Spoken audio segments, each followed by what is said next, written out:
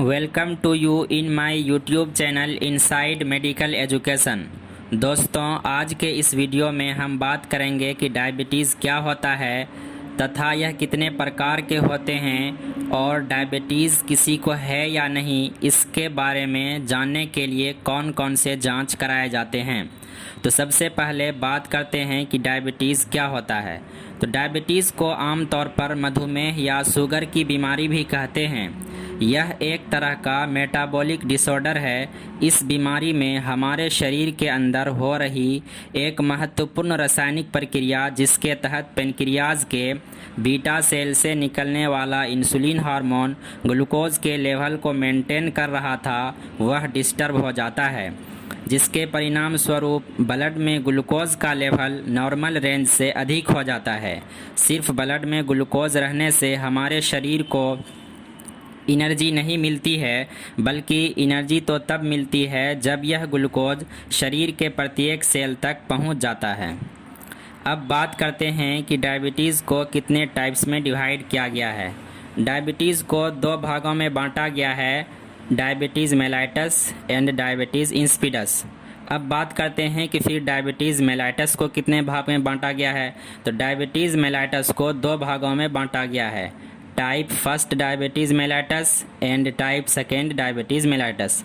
अब हम बात करते हैं टाइप फर्स्ट डायबिटीज़ मेलाइटस की। सबसे पहले 1675 ईस्वी में थॉमस विलस ने डायबिटीज़ मेलाइटस का नाम दिया, जिसका मतलब होता है स्वीटनेस ऑफ यूरिन। यानी किसी कारणवश यदि पेनक्रियाज के बीटा सेल का डिस्ट्रक्शन होने लगता है तो इंसुलिन का सेक्रेशन बहुत कम या न के बराबर हो जाता है, तो हमारे शरीर के सेल को ग्लूकोज पर्याप्त मात्रा में नहीं मिल पाता है, क्योंकि इंसुलिन ही सेल के अंदर ग्लूकोज को पहुंचाने का काम करता है। जब सेल को ग्लूकोज की कमी महसूस होती है तो यह लीवर को सिग्नल भेजता है, तो liver non carbohydrate carbon substance को ग्लूकोनियोजेनेसिस की प्रक्रिया द्वारा ग्लूकोज का निर्माण करके ब्लड में रिलीज़ करता है।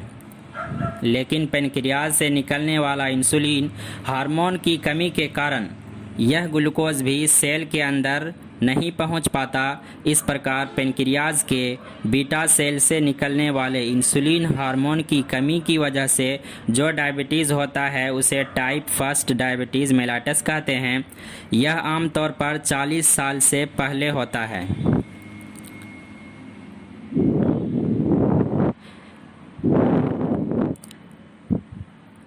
इस डायबिटीज़ को कंट्रोल करने के लिए इंसुलिन के इंजेक्शन की ज़रूरत पड़ती है। अब बात करते हैं टाइप सेकेंड डायबिटीज़ मेलाइटस की। टाइप सेकेंड डायबिटीज़ मेलाइटस से सफ़र कर रहे लोगों में इंसुलिन की कमी तो नहीं होती है, लेकिन इंसुलिन रिसेप्टर इंसुलिन के प्रति रिस्पॉन्स देने में असफल हो जाता है। लगभग 90% लोगों में इसी प्रकार का डायबिटीज़ मेलाइटस होता है। यह डायबिटीज़ ओरल हाइपोग्लाइसेमिक ड्रग से कंट्रोल किया जा सकता है, इसलिए इसे non insulin dependent diabetes mellitus भी कहते हैं। अब बात करते हैं कि डायबिटीज़ से सफ़र कर रहे लोगों में कौन कौन से लक्षण देखने को मिलते हैं। तो सबसे पहला लक्षण जो देखने को मिलता है वह है ग्लूकोजूरिया, यानी यूरिन में ग्लूकोज का आना। दूसरा लक्षण है पॉलीयूरिया, यानी एक्सेस यूरिन फॉर्मेशन तथा बार बार यूरिनेशन के लिए जाना। पॉलीडिप्सिया, यानी प्यास का बढ़ जाना।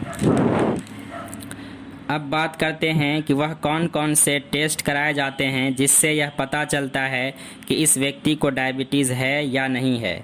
इसके लिए 4 तरह के टेस्ट प्रोवाइड किए जाते हैं। पहला टेस्ट है फास्टिंग ब्लड ग्लूकोज, दूसरा है पोस्ट पार्डिनल ब्लड ग्लूकोज, तीसरा है ग्लूकोज टॉलरेंस टेस्ट, चौथा है ग्लाइकोसिलेटेड या ग्लाइकेटेड हीमोग्लोबिन। इन 4 तरह के टेस्ट में से किसी भी टेस्ट को कराकर व्यक्ति के बारे में जाना जा सकता है कि उसको डायबिटीज़ है या नहीं।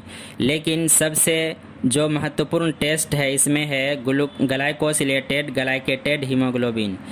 इस टेस्ट से यह पता चलता है कि पिछले 2-3 महीने में व्यक्ति के ब्लड में ग्लूकोज का लेवल कितना था।